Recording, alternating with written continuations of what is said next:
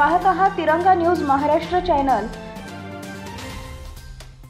वाट बघताय ते महाराष्ट्राचे लाडके उपमुख्यमंत्री नामदार एकनाथजी शिंदे साहेब।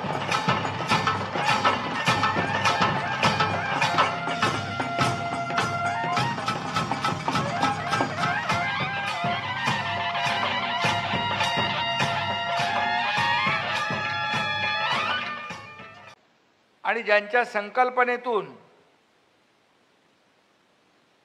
हे भव्य दिव्य असं छत्रपती शिवाजी महाराजांचा मोठा अश्वारूढ पुतळा उभा राहिला, ते तुमच्या सगळ्यांचे लोकप्रिय आमदार राजेंद्र पाटील यड्रावकर यांचं मी मनापासून अभिनंदन करतो आणि त्यांना वाढदिवसाच्या मी लाख लाख शुभेच्छा देतो।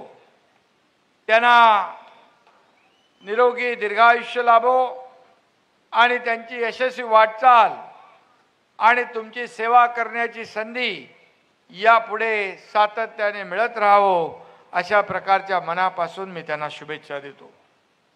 खरं म्हणजे आजचा दिवस आपल्या सगळ्यांच्या जीवनामधला या जयसिंगपूरच्या तमाम शिवभक्तांच्या आयुष्यातला आनंदाचा आणि सोनेरी अक्षराने लिहून ठेवण्यासारखा दिवस आहे। एक भव्य दिव्य असा अश्वारूढ पुतळा इथं उभा राहिला आहे आणि महान शासक, महान प्रशासक, कुशल योद्धा असलेल्या शिवरायांचा हा अश्वारूढ पुतळा उभा राहतोय। राजश्री छत्रपती शाहू महाराज यांनी स्थापन केलेल्या जयसिंगपूरमध्ये आज हा सोहळा होतोय। राजश्री शाहू महाराजांना देखील मी अभिवादन करतो। खरं म्हणजे जयसिंगपूर येथे उभारण्यात आलेल्या अश्वारूढ छत्रपती शिवाजी महाराजांच्या पुतळ्याचं लोकार्पण म्हणजे खऱ्या अर्थाने आज जयसिंगपूरकरांच्या किंबहुना या भागात संपूर्ण जयसिंगपूर मधल्या शिवभक्तांची आज दिवाळी आहे असं म्हटलं तर वावगं ठरणार नाही। आणि खऱ्या अर्थाने या ठिकाणी हा क्षण एक पुतळ्याचं अनावरण नाही तर स्वराज्याच्या ज्योतीचा, शौर्याचा, स्वाभिमानाचा महान उत्सव आहे असं म्हटलं तर वावगं ठरणार नाही। आणि म्हणून किती संकट येऊ द्या तरी धैर्याने, शौर्याने, बुद्धिमत्तेने विजय मिळवता येतो ही प्रेरणा आणि ऊर्जा या छत्रपती शिवाजी महाराजांकडे पाहिल्यानंतर आपल्या प्रत्येकाला आणि भावी पिढीला मिळणार आहे।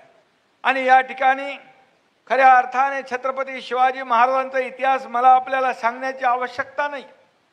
खऱ्या अर्थाने रयतेच्या भाजीच्या देठाला हात लागता कामा नये अशा प्रकारचा कारभार छत्रपती शिवाजी महाराजांनी केला। छत्रपती शिवाजी महाराजांनी या महाराष्ट्रात गडकोट किल्ले उभे राहिले आणि गडकोट किल्ले उभे केले। त्या गडकोट किल्ल्यावर कशा तोफा नेल्या असतील, त्या गडकोट किल्ल्यावर कसं पिण्याचं पाणी, बाजारपेठा, काय काय सगळं हे जे काय आर्किटेक्चर, इंजिनिअरिंग जे अतिशय छत्रपती शिवाजी महाराजांची दूरदृष्टी या सगळ्यांमधून आपल्याला पाहायला मिळते। आणि खऱ्या अर्थाने आज छत्रपती शिवाजी महाराजांची कीर्ती फक्त महाराष्ट्रात नाही तर देशभरात दुमदुमती आहे। मला आठवतंय की आपण छत्रपती शिवाजी महाराजांचे गडकोट किल्ल्यांचं संवर्धन करतोय, पुरातन मंदिरांचं संवर्धन करतोय आणि छत्रपती शिवाजी महाराजांची जयंती देखील आग्र्यामध्ये देखील आपण साजरी करायला लागलोय। हे शिवाजी महाराजांचं खऱ्या अर्थाने एक शौर्याचं प्रतीक आहे। आणि फक्त छत्रपती शिवाजी महाराज महाराष्ट्राचं आराध्य दैवत नाही तर हिंदवी स्वराज्य संस्थापक म्हणून त्यांचं नाव लौकिक आहे। मला आठवतं मी मुख्यमंत्री होतो त्यावेळेस काश्मीरमध्ये कुपवाडा या ठिकाणी छत्रपती शिवाजी महाराजांचा अश्वारूढ पुतळा भारत आणि पाकिस्तानच्या सीमेवर उभा केला जवानांनी। मराठी लाईट इन्फंट्री त्या जवानांनी लष्कराच्या उभा केला आणि मला त्याला उद्घाटनाला बोलवलं होतं। मी तो पुतळा पाहिला। छत्रपती शिवाजी महाराजांच्या हातातील तलवार त्या तलवारीचं टोक पाकिस्तानकडे होतं. याच्यातून खऱ्या अर्थाने पाकिस्तान या हिंदुस्थानकडे डोळे वटारून बघण्याची हिम्मत करू नये, ही संकल्पना त्या जवानांनी त्या छत्रपती शिवाजी महाराजांच्या अश्वारूढ पुतळ्यातून केली होती. आणि शिवाजी महाराजांची जयंती तर पाहतो आपण देशभरात साजरी होतेच, परंतु परदेशात विदेशात देखील, अगदी मग जपानमध्ये असेल, मॉरिशसमध्ये असेल, लंडनमध्ये असेल, रशियामध्ये असेल, तिथं आपले जे शिवभक्त, जे डॉक्टर, जे विद्यार्थी जे शिकायला गेले तिथं शिवजयंती उत्सव साजरी करतात. आणि मी देखील शिवजयंतीच्या त्यांना इथून शुभेच्छा पाठवतो. खरं म्हणजे 7 समुद्रापलीकडे आपल्या राजाची कीर्ती पसरली आहे.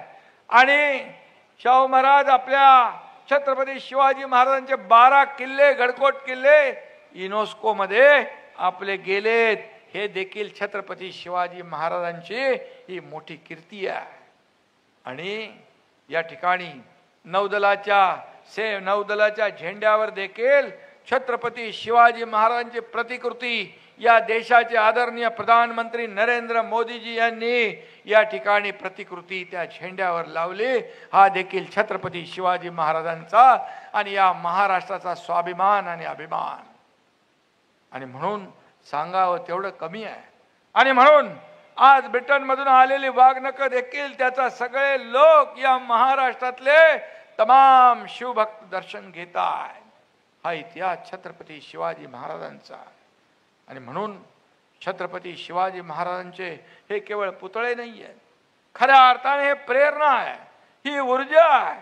आणि छत्रपती शिवाजी महाराजांचे जे काय कुशल प्रशासक, संघटन कौशल्य, रयतेचा राजा, सर्वसामान्य माणसाला पुढे नेण्याचं, सर्व 18 पकड जातीला घेऊन पुढे नेण्याचं काम छत्रपती शिवाजी महाराजांनी केलं.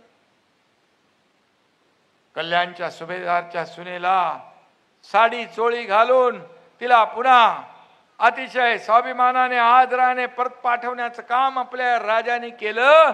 हे राजाचं काम, ही कीर्ती आहे. आणि म्हणून अशा छत्रपती शिवाजी महाराजांच्या पदस्पर्शाने पावन झालेल्या भूमीमध्ये आपण जन्मलो, हे आपलं भाग्य आहे.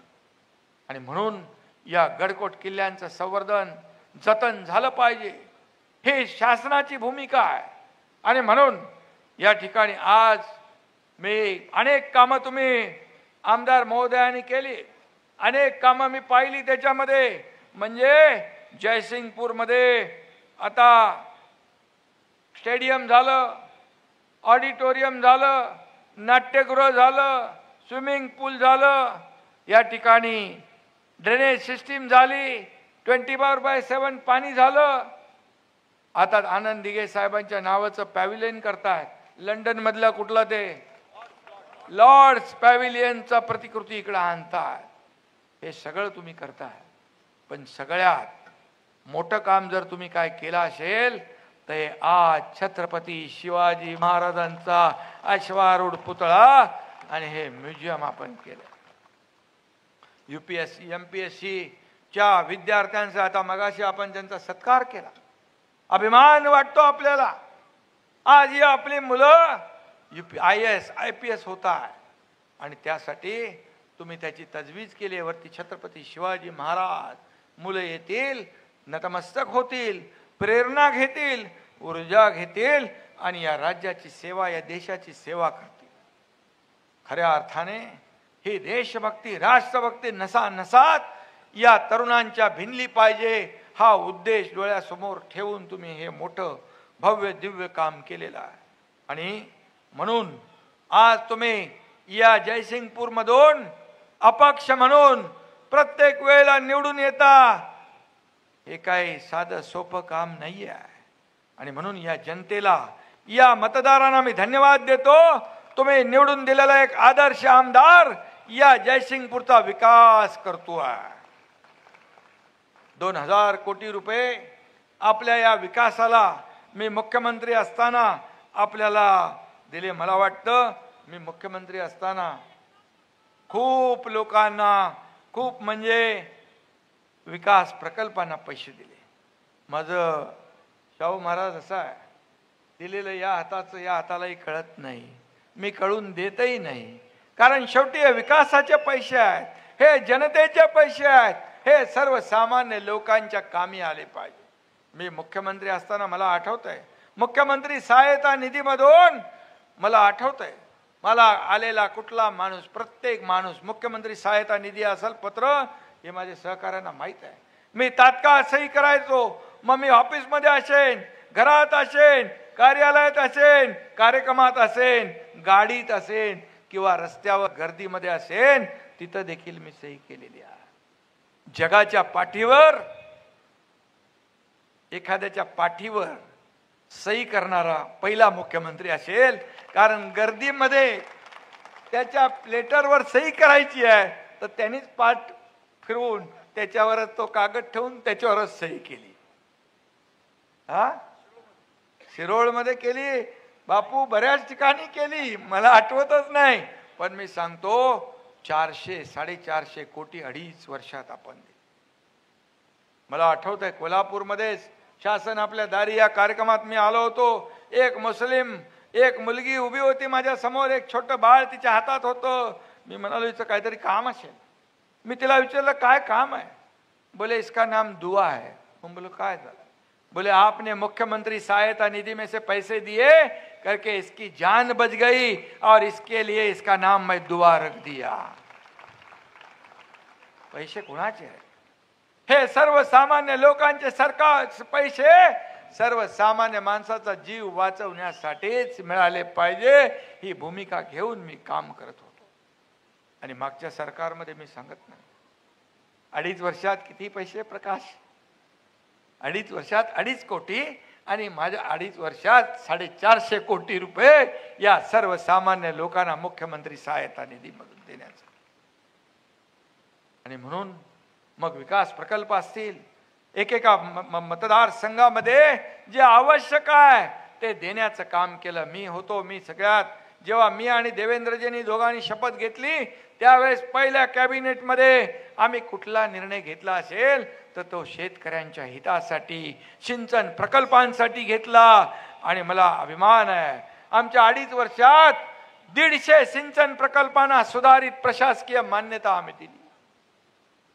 आणि पहिल्या 2.5 वर्षात मी काय बोलत नाही. आणि म्हणून या राज्यामध्ये विकास झाला, कल्याणकारी योजना झाल्या.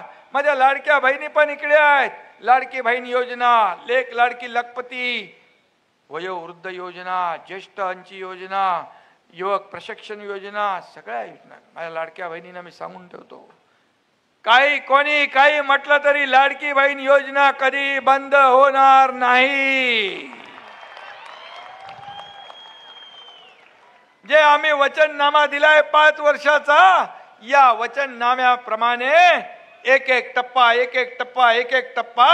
आणि मी तेव्हा देखील म्हणालो होतो की माझ्या लाडक्या बहिणी जशी ताकद वाढवतील, लाडके भाऊ ताकद वाढवतील, लाडके शेतकरी ताकद वाढवतील, तसा आपण एक एक वचन पूर्ण करू. आम्ही प्रिंटिंग मिस्टेक म्हणणारे नाही, बिलकुल नाही. आणि म्हणून जे बोलतो ते करून दाखवतो. म्हणूनच आपण एवढ्या मोठ्या प्रमाणामध्ये दैदिप्यमान यश या विधानसभेच्या निवडणुकांमध्ये मिळून लँडस्लाइड मॅन्डेट मिळाला. आता जबाबदारी आमची वाढली आहे, आमची टीम तीच आहे, इंजिन तेच आहे. आता देवेंद्रजी मुख्यमंत्री आहेत. मी जेव्हा सीएम होतो तेव्हा मी अनेक वेळा म्हणालो, मी जेव्हा सीएम होतो तेव्हा लोक म्हणायचे चीफ मिनिस्टर, मी म्हणायचो सीएम म्हणजे कॉमन मॅन. आता सीएम देवेंद्रजी आहेत, मी डीसीएम आहे. आता मी म्हणतो डीसीएम म्हणजे डेडिकेटेड टू कॉमन मॅन. शेवटी सर्वसामान्य माणसाची नाळ जी आपली आहे, हे नाळ तुटता कामा नये. आपण जमिनीवरचे कार्यकर्ते आहोत आणि खुर्चीसाठी आपला जन्म झाला नाही. तर ज्या लोकांनी आपल्याला खुर्चीवर बसवलं त्या लोकांचे प्रश्न समस्या सोडवण्यासाठी आपला जन्म झालेला आहे. एका शेतकरी कुटुंबातला मुलगा, एका शेतकऱ्याचा मुलगा या राज्याचा मुख्यमंत्री होऊ शकतो. भारत रत्न डॉक्टर बाबासाहेब आंबेडकरांची संविधान, त्यांची घटना, एक सर्वसामान्य माणूस देशाचा प्रधानमंत्री होऊ शकतो. एक सर्वसामान्य शेतकरी कुटुंबातला माणूस मुलगा मुख्यमंत्री होऊ शकतो. ही जनतेचे आशीर्वाद. आणि म्हणून ज्या वेगाने आम्ही 2.5 वर्ष काम केलं त्याच वेगाने या पुढचे देखील किंबहुना त्यापेक्षा दुप्पट तिप्पट वेगाने या राज्याचा विकास आम्ही करणार. सोन्याचा चमचा घेऊन जन्माला आलो नसलो तरी सुद्धा या महाराष्ट्रातल्या तमाम सर्वसामान्य लोकांच्या आयुष्यात सोन्याचे दिवस आणण्याचा प्रयत्न मात्र आम्ही करणार. आणि ती वाटचाल सुरू आहे. आणि म्हणून आज मला आनंद आहे